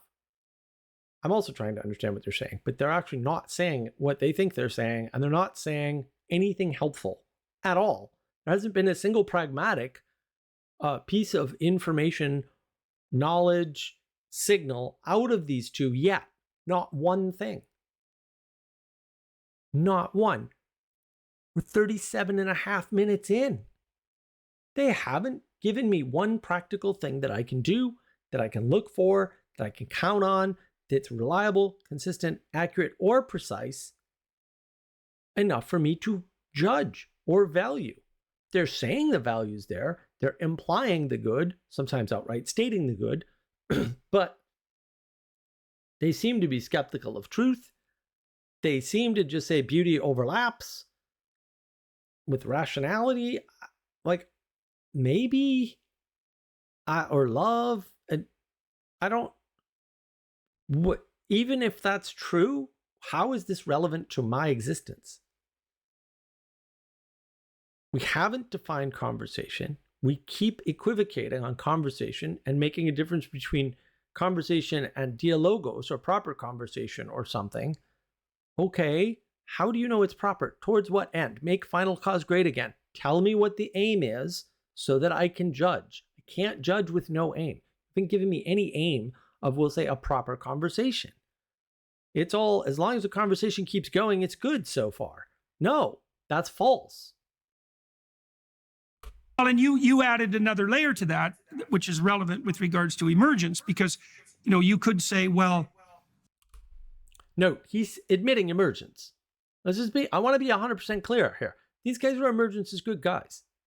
That's what they are. They don't have any emanation. They don't speak about emanation because they don't know what it is. They don't talk about it because they don't engage with it.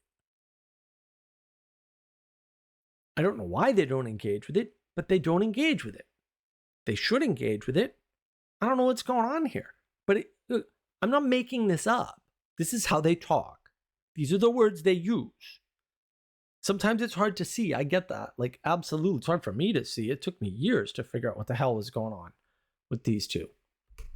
We have to conduct ourselves in a certain manner, like all the participants did, let's say, at the gospel seminar, in order for everyone to want to continue the process in the highest possible manner. But then you could also say, there might be more than one process. There might be more than one manner to continue in to get that effect.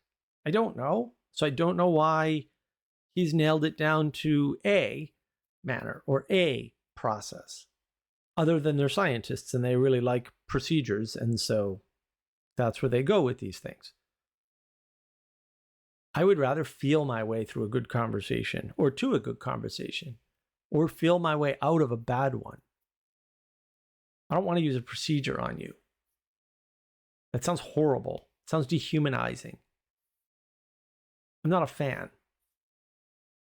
I'm not saying you don't need some procedure to help people know what to do next. Yes, setting the arena is important. I believe Jordan Peterson made this excellent point in Maps of Meaning several times. The classroom tells you a lot about what you're supposed to do and how you're supposed to participate. That is correct. The classroom and the rules around class behavior, like there is a teacher. Right. Excellent. There might be other rules. I'm just saying. There's an example. The arena plus the rules help to dictate your participation so you don't get cognitively overloaded trying to do everything and then ending up doing nothing, which happens a lot to people online, by the way. I wonder why. Maybe online just affords way too many simultaneous modes of participation and you have choice paralysis. Right? So that works for you psychologically because it's compelling and interesting, and it works for both of us practically because we learn. But then as you expand the size of the group that process is operating in, you start to see a concordance between the operation of that dialogos and the possibility of sophisticated, complex societies emerging that aren't predicated on power. Well, they seem to be predicated on hedonism. Are you sure you learned something? Is the thing you learned good?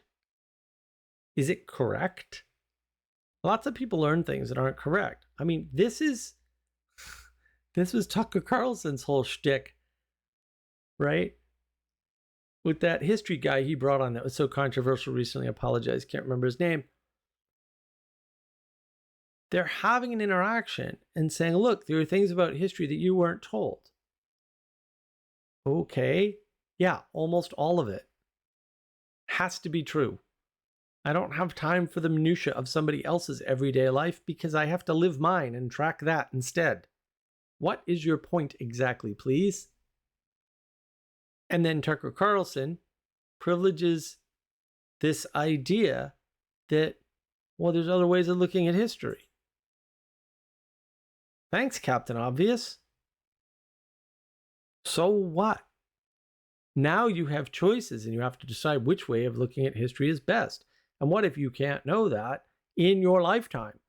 Because how you tell history might be part of what holds the culture together over thousands of years. That's possible. I don't know.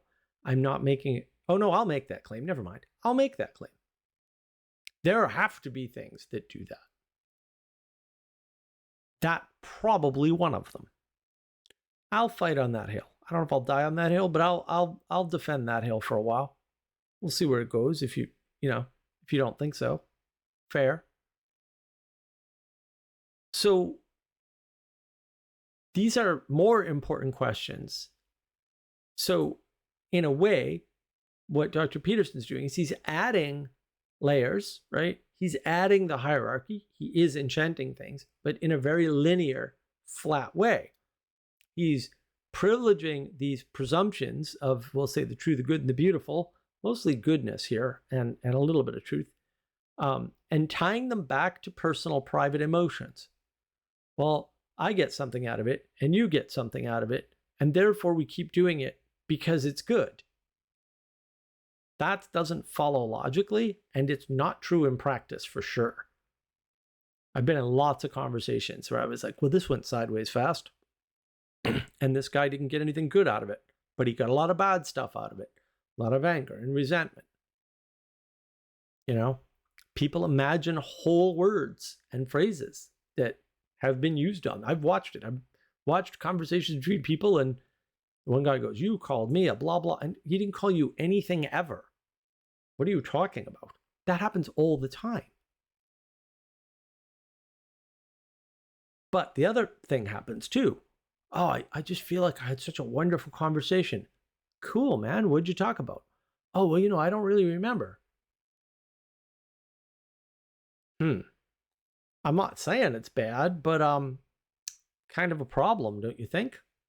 You can't use your rationality or your reason or your logic on that. Now, can you? Because it's not in your memory.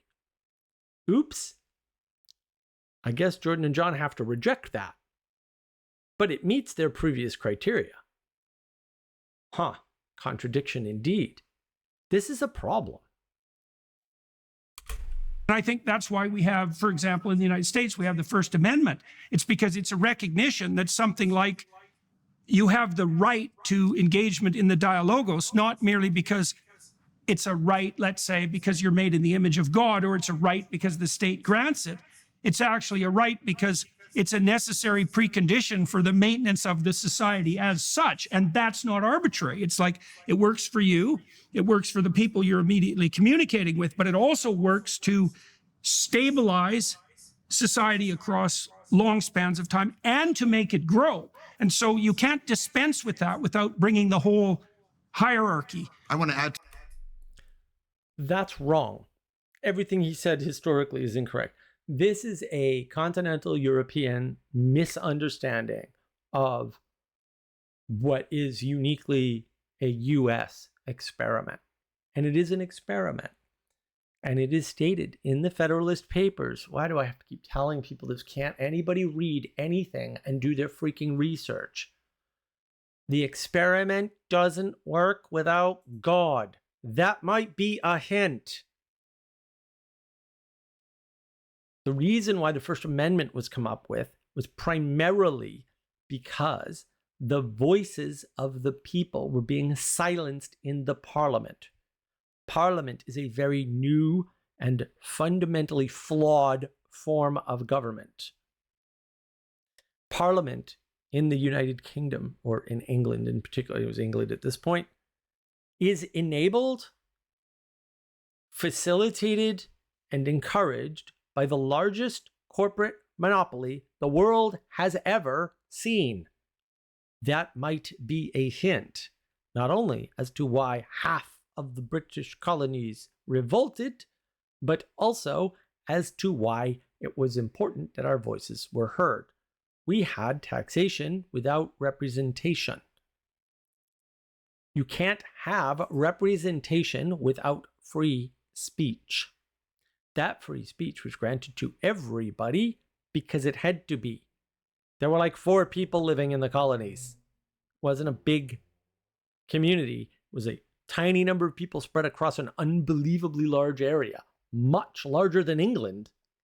Much larger. Several times larger, in fact. That's kind of important. So their ability to govern themselves locally is predicated on free speech at the bottom layer, because the government with the most control over them is their local government, not the federal government. The Constitution constrains not only your local government, but primarily the federal government. It is a list of constraints. It is not a list of rights. It's a list of constraints. It is odd that Dr. Peterson brings up this example, because that is exactly the fight we're having now. Is free speech good or bad? Because a lot of bad things come out of free speech. Yeah, they kind of do.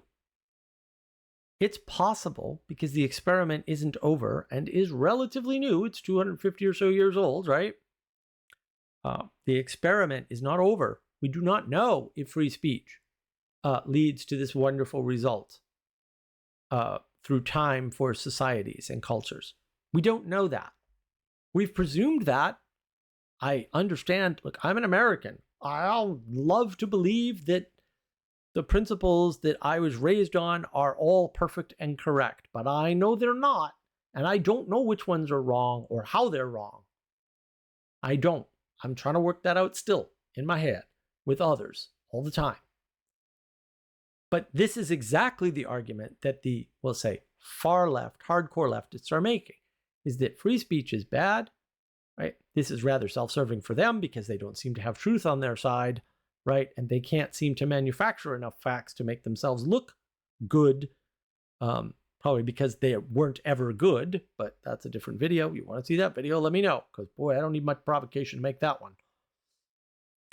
So I understand, but this is the argument. Is free speech good for society or not, especially in the long term, given the results we have now? And free speech seems to work really well in a hierarchical society where technology is a mediator for the hierarchy, and that hierarchy is held in place. Well, when that disintegrates in the US, this is roughly in the 1980s, by the way, see my video on the Fourth Estate, right? Then all of a sudden, the access to the technology that kept the hierarchy in place starts to disintegrate. Corporations start to move into the media world, right? So before they were constrained to be local stations, and now they're no longer constrained to being local. And eventually that rot spreads through the entire media. And you have a temporary golden age of CNN. There was a golden age of CNN. CNN used to be a really good news organization. It was very, fair and balanced. No, it really was. Right? That got corrupted fairly early on. As we had fewer and fewer local stations, you also had less and less contrast. Your local station could report in total opposition to, we'll say, a national station, like CNN was a national station. That did not end well. The further democratization of the spread of information, of speech, right, free speech, was accelerated by YouTube, where you are right now, or maybe you're on Rumble or Odyssey or listening to it on a podcast, whatever, doesn't matter. That doesn't seem to be good. I'm sorry that I'm contributing to that problem in some way. That doesn't seem to be good at all.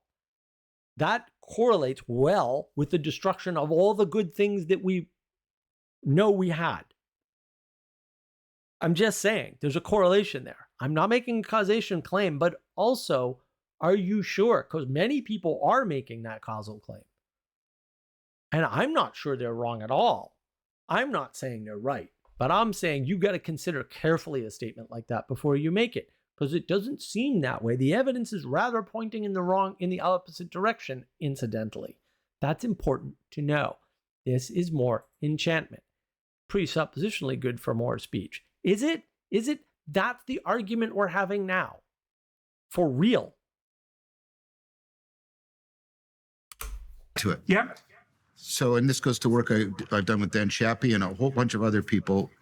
When you get dialogical systems, what you get the possibility of you get the possibility of distributed cognition. The way the internet Right. is distributed computation and releases powers that know where is the internet, right? And notice the problems we can solve with the internet that we couldn't solve with individual computers. When you get the right dialogical machinery going, you also afford distributed cognition, and distributed cognition gains access to reality, Right. and can That's solve basically problems. the argument of the Austrian School of Economics. What? So distributed cognition is an agent, and if you operate within its machinery, which is dialogical, then it gains access to something? What? No?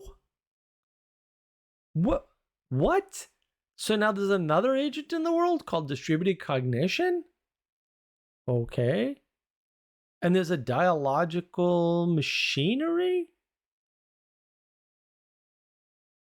How do I know I'm being dialogical? Like, how do I know I'm in the right dialogical machine? How's that for a question? What is a dialogical machine? What does being dialogical mean? Like, how do you do this? How do you do it reliably, consistently, accurately, and precisely, more importantly? Or is it completely non-scientific? In which case, are you qualified to talk about it, Mr. Scientist? Just asking. You might be, but I'm asking, because I gotta ask now. I'm forced into it. Like, what the hell? Again, a bunch of terms, no definitions, a bunch of expansions. John basically shifted the conversation completely away from what Jordan was talking about, added in a bunch of his own silly language, right, under the justification that he worked with other people on it. Okay, bro, you worked with other people on lots of things. That's fantastic. I don't know what that has to do with what Jordan was saying. This point seems to be completely orthogonal and a bit egotistical. Right, with Well, regards yeah, and to I've had some very good- distributed systems. I've had some very good discussions with Robert Breedlove around that, about exactly that, and Dan Giappie and we did a thing about how the NASA scientists do this They create these dialogical narrative practices in order to coordinate distributed cognition to move the rovers around on Mars. Right. Dialogical narrative? And that's wrapped up in distributed cognition now? And you need that to move the rovers on Mars? See how we keep adding one or two new terms? And what emerges in your head is an idea that you know what John's talking about. But John didn't say anything. He hasn't said anything yet. He's just throwing out the 50-cent Harvard words left, right, and center without defining any of these things. And I suppose the counter argument might be something like, well, you'd have to be familiar with my work. Well, I got news for you. I'm definitely familiar with John's work. And no, that ain't going to help you at all. I've had Q&As with John. Multiple, where people were asking him questions, or I was asking point blank questions about this dialogical stuff. And he just does not have coherent answers. He doesn't have consistent answers. Well, that's good to know. Now, I have an advantage here because we had a lot of Q&As with John. But also, these are things to watch out for. And hiding behind the, well, I have a bulk of work and you can just check it out. And the definition is there. No, it isn't. That's incorrect, if that would be his claim. I'm not saying he made that claim. I'm saying, I don't think it's there, man. Few of us went through all of John's early work when he was talking about this the most, and it's not there. Right. I remember you saying that. So you taught a course for Peterson Academy. Let's talk a little bit about your experience, first of all. So as you remember, and you graciously said recently in the Toronto Star interview, I offered you the possibility of coming to teach for us about absolutely anything you wanted to teach about. So walk us through the experience and the course, and then I'll update you a little bit about the state of the art with regard to this endeavor. First of all, I want to thank the reporter. The reporter reached out to me at the last moment and said, I'm going to do this. And do you want to talk? And I said, I bet. I really do want to talk, because I wanted to be clear. And I'm not attributing anything to this person, but I get this. I've been misquoted before. Yeah, right. Right. And so, and there's a couple things I want, and I was very insistent on. So I'm happy that it came out the way it came out. And so I just want to express as far as I can tell, the reporter was true to their word. And I think that's honorable. Yeah. And when reporters are honorable, we should honor them. Absolutely. So I would extend that to all people in all professions, by the way.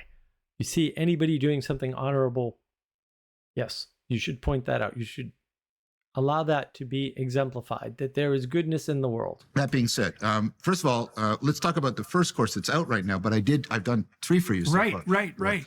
So the first one is intelligence, rationality, wisdom, and spirituality. Right, and it's already up on the site. Yep, and I've got feedback from some of your people that it's getting very well received, which I'm very happy. That's for sure. I'm very happy to hear that. So first of all, let's going through the experience. Pleased throughout, all 3 times. I don't know if I should mention any names, but like Vincent, the person, excellent, just fantastic. Your crews are fantastic, super professional, gracious, careful, competent, inviting, good, welcoming, constantly checking with me about my needs. How can we improve this? How can we do this? Right? And just. Good. Glad to hear that. That's what I said. I've said consistently to everybody who asks me about it. It's very, very professional. I want to make clear what I made clear in the interview. When you reached out to me and I wrote you an email and I said, I don't consider myself a conservative or a Christian. Do you want me to on this? And you said, of course I do. I want you to, and you were true to your word. You gave me absolute intellectual autonomy. I have had it through every course. You said, and I've said this on video, so I'm happy to say it again. I want you to teach the course you've always wanted to teach. Yep. Okay. Few little tricky things going on here, guys. Why would you give the caveat if somebody reached out to you, or if you reached out to them, that you're not a conservative or a Christian? why would that matter to Dr. Peterson, especially in the context of teaching a class?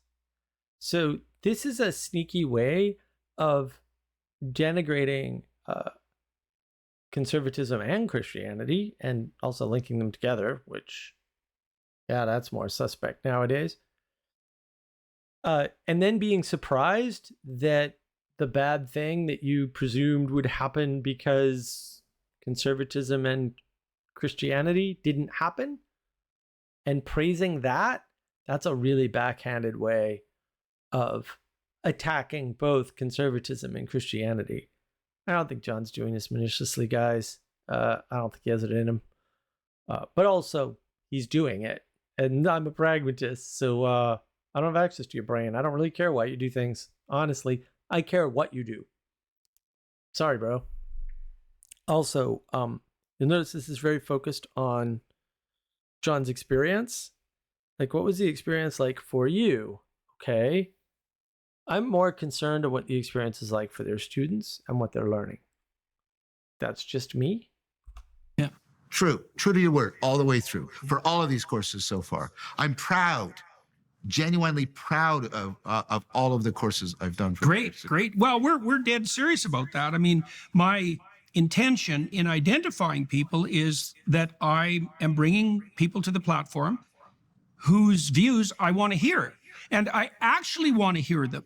And so that means that the constraints have to be lifted. It's like, no, I want to hear what you have to say. And it's such a wonderful thing to be able to afford people this possibility, because, you know, when you're teaching in a university, you have an approximation of that, but you're subject to a whole set of constraints, some of which are necessary and some of which just are entirely arbitrary. And it's not helpful because you can't wander where the spirit takes you. Can't follow the logos. Exactly.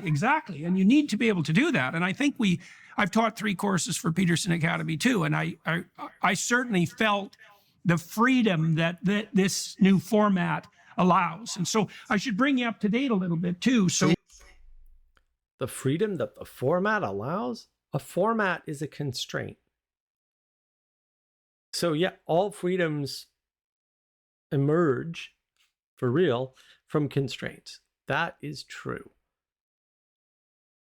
I guess. But like, why is this relevant? I don't understand this presumption that freedom will allow you to follow the logos is just hey man, if all constraints were gone, I'd follow the logos, this is Rousseau's argument. For real, this is just Rousseau's argument. If not for society, I'd be a good person, because society puts all kinds of constraints on me, and those constraints cause me to not be good. But if I were pure and free in nature, then I'd be good.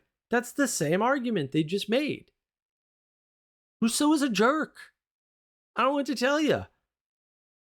If you're a philosopher and you live a crappy life and you're a shitty person, your philosophy's garbage.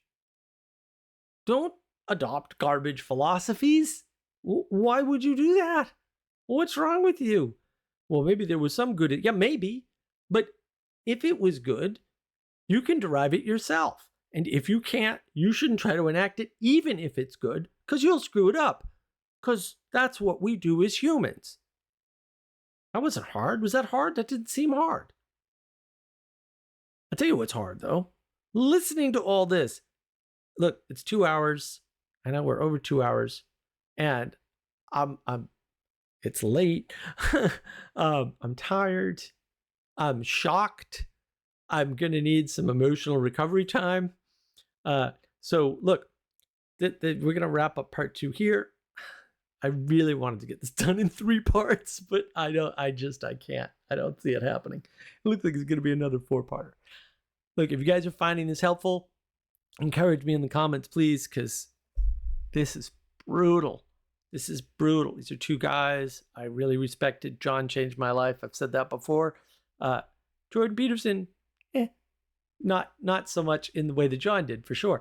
But also, there's no John Vervaeke's Awaken from Meaning Crisis without Jordan Peterson. Sorry. So there just isn't.